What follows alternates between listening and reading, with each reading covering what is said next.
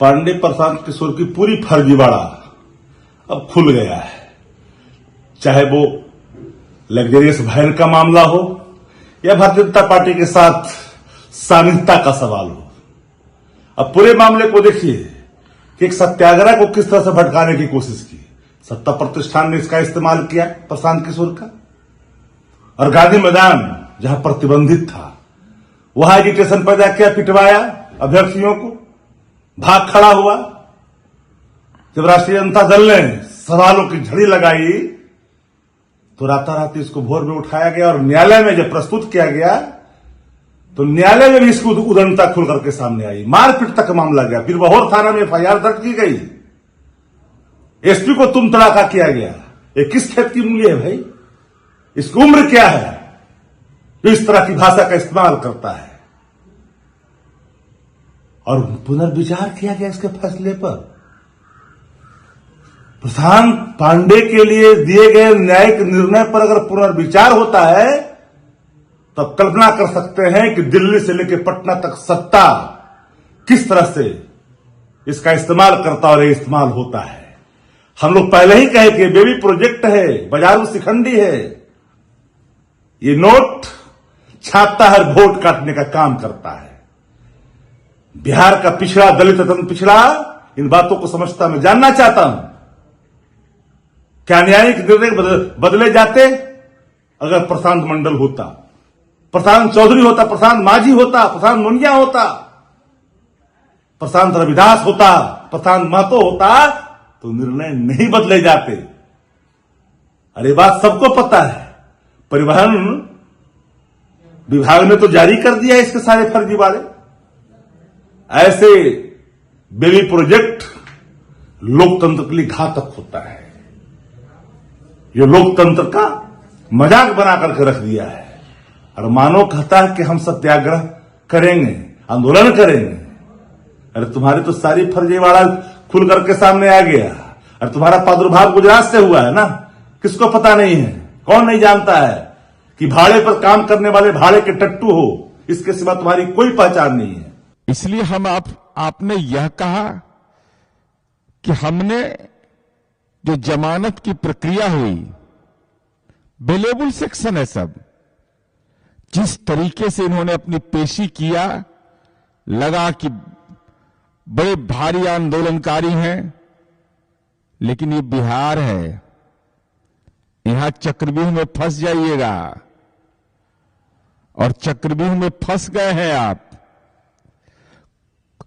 सामान्य जानकारी हम लोगों को है कि कोई भी बेल पिटीशन जब फाइल होता है तो आपराधिक इतिहास संभवतः 3rd कॉलम में लिखा जाता है। ऐसे जो वकील होंगे वो ज्यादा अच्छा बताएंगे। क्या यह सच है प्रशांत किशोर जी कि आपने आपराधिक इतिहास अपना छिपाया है? आत्मनिरीक्षण करिएगा, आत्मावलोकन करिएगा कि क्या आपने अपना आपराधिक इतिहास छिपाया है? अरे 33 नंबर तो छिपाइए रहे थे, गाड़ी का डिटेल छिपाई रहे थे, परिवहन विभाग ने तो आपकी कलई खोल दी। अब जो आपराधिक इतिहास है वह भी आपने छिपा लिया। यह नैतिक रूप से जुर्म है, कानूनी जुर्म तो है ही। राष्ट्रपिता महात्मा गांधी का नाम लेकर, अब कोई सामान्य आपके अधिवक्ता नहीं है, बड़े अधिवक्ता हैं, तो आपने आपराधिक इतिहास क्यों छिपाया? इसके गुना आपने हस्ताक्षर किया उस पर, तो गुनाहगार तो आप माने जाइएगा। आपने यह कह दिया कि हमने सशर्त जमानत लेने से इनकार कर दिया। यह है कोर्ट का ऑर्डर।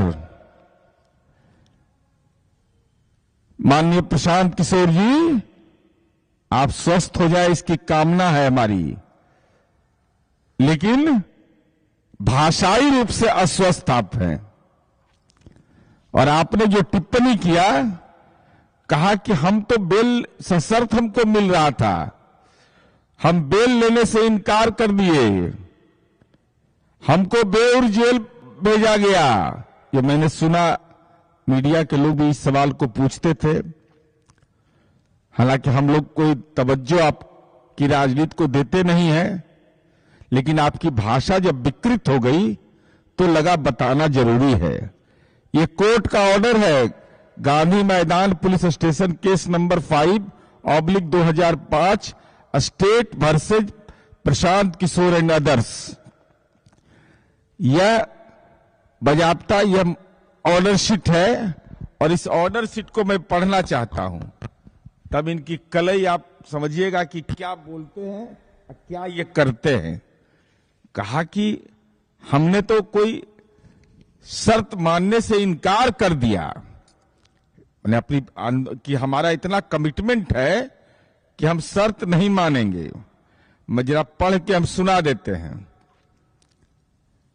इनके वकील जो बोलते हैं कि भाई senior counsel Y V Giri has also appeared on the behalf of accused petitioner.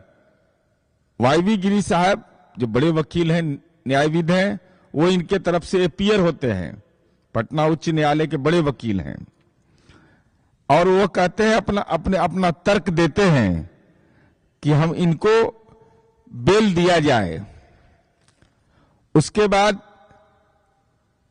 Learned council जो होते हैं और लर्नेड एपीओ जो सरकारी अभियोजन सहायक अभियोजन पदाधिकारी हैं, उन्होंने केस रिकॉर्ड और केस डायरी इन तमाम चीजों की चर्चा की।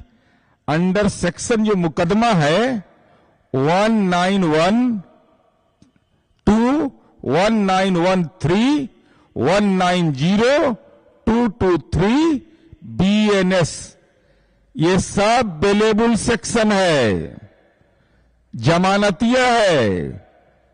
थाना से इनको बेल दिया जा रहा था, लेकिन राजनीति का नाटक करना था तो थाना से बेल लेने से इन्होंने इनकार कर दिया। तो स्वाभाविक है कोर्ट में इनकी पेशी होगी।